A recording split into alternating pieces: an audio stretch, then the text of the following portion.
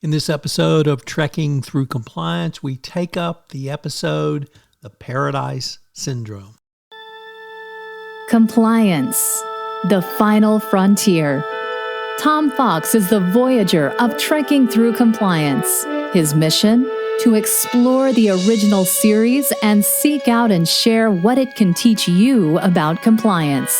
Here's your host, Tom Fox.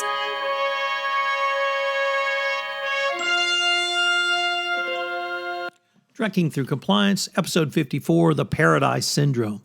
In this episode of Trekking Through Compliance, we consider the episode The Paradise Syndrome, which aired on October 4th, 1968, and occurred on Stardate 4842.6. Story synopsis. Kirk, Spock, and McCoy beam down to a planet about to be destroyed by an asteroid as big as the Earth's moon, which is on a collision course with the planet. They have 30 minutes to investigate before they must return to the Enterprise and deflect the asteroid. They beam down in the middle of a pine forest next to a lake and rightfully wonder at the astronomical chances that another planet should have developed so similarly to Earth. They soon discover an obelisk, which is made of an alien metal resisting sensors and which is inscribed with inscrutable alien writing. Yet, in another amazing coincidence, they find the planet is inhabited by a group of American Indians consisting of Navajo, Mohican, and Delaware tribes. When Kirk returns to investigate the alien structure, he accidentally falls inside while in the process of initiating communicator contact with Scotty. Search parties and sensors scans fail to locate him, and Spock and Scott are forced to leave in order to divert the asteroid and must return for the captain later. Inside the alien structure, Kirk's memory is erased and he can no longer remember who he is or what his instruments do. When he finds his way out of the structure, he is discovered by the Indians, leaving an offering at the temple and is taken for a god. The Indian elders are somewhat doubtful of the authenticity of Kirk's godhood and ask him to prove it. When a drowned boy is brought before the elders, Kirk practices mouth-to-mouth resuscitation and brings him back to life.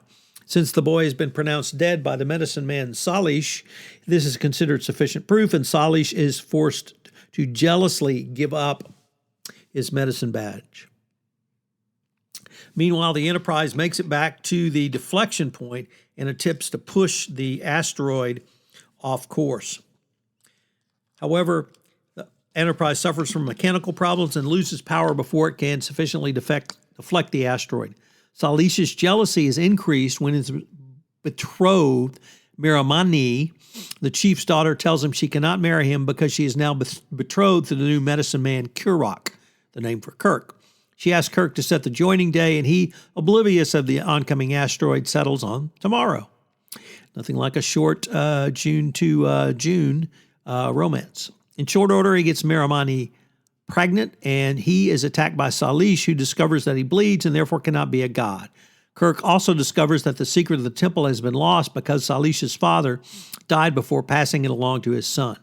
Meanwhile, Spock attempts to fragment the asteroid with phasers, but blows out most of Mr. Scott's circuits in the process. He then retreats in front of the asteroid despite Scotty's pronouncement that he can do nothing to fix the damage without the help of a starbase. Spock blames himself for Kirk's marooning and the failure to destroy the asteroid and refuses to eat or sleep until he has solved the mystery of the obelisk. On the planet, the winds begin blowing fiercely and the scars begin to darken.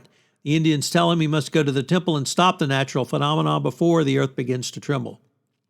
Kirk finally agrees, but can do nothing since he does not know how to get inside. In contrast to Kirk's befuddlement, Spock discovers the symbols on the obelisk are musical notes left behind by a super race known as the Preservers. The Preservers pass the galaxy, rescuing primitive cultures in danger of extinction, and the obelisk is a giant asteroid deflector. Meanwhile, Kirk and Miramani are stoned by the Indians at the temple when Kirk is unable to get inside. McCoy and Spock beam down and frighten off the Indians, but Miramani has been mortally wounded. Spock uses a Vulcan mind fusion on Kirk and manages to restore his memory. When he activates his communicator and says Kirk Enterprise, a sliding panel opens up and grants them access to the obelisk. Inside the temple, Spock is able to read the symbols and activate the asteroid repulsion beam. So, what are the fun facts for this episode? From a comment on missionlog.com, it read, quote, To go into complete speculation, what if some of the preservers had stayed behind with the people they relocated?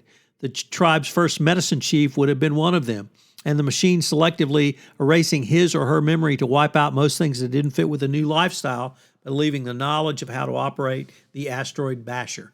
Well, that's as good a reason as any as I can think of.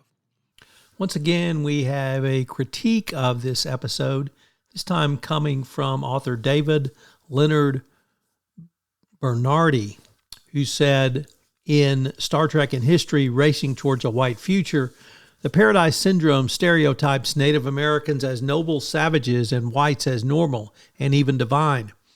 Miramani cannot figure out how to pull Kirk's shirt off as she cannot find any lacing. She is portrayed as simple-minded, not that bright, according to Bernardi. This is not the case with Kirk. Moments before, he has fashioned a lamp from an old piece of pottery and saved a boy using mouth-to-mouth resuscitation. Despite his amnesia, he is shown as naturally superior.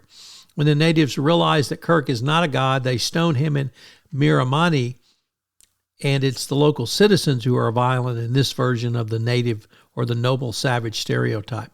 Spock and McCoy eventually intervene, but only Kirk survives.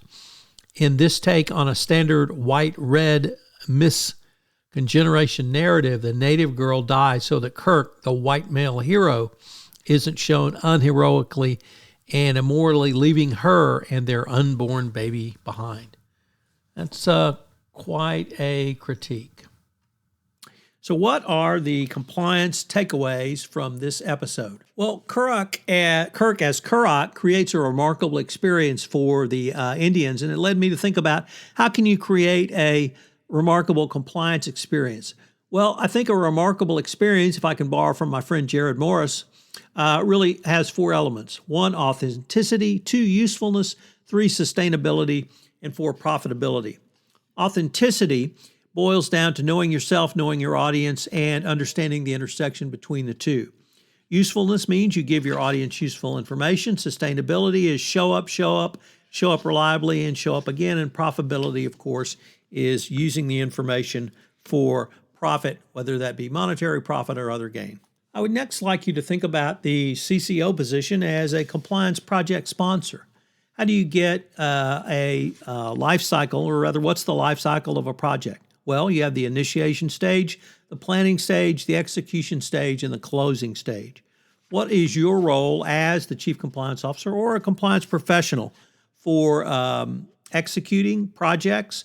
If you think about what you do as a Chief Compliance Officer, project execution is really one of the top. So I would encourage you to think about project execution. You might even want to think about taking some project management courses. They could certainly help you as a compliance professional going forward. And finally, the lesson drawn from this episode is that compliance must widen its circle. Here, Kirk clearly had a circle with Miramani and her friends, but he really needed to widen his circle to convince the rest of the tribe that he really could be a medicine man going forward. Of course, if he'd done that, that might have been an early into season 3, but he didn't, and he was stoned for his effort. I hope you will join me again tomorrow on Trekking Through Compliance when we review what I think is the worst TOS episode, And the Children Shall Lead. If you enjoyed this episode of Trekking Through Compliance, you can help it grow by sharing it with the biggest Trek fan you know.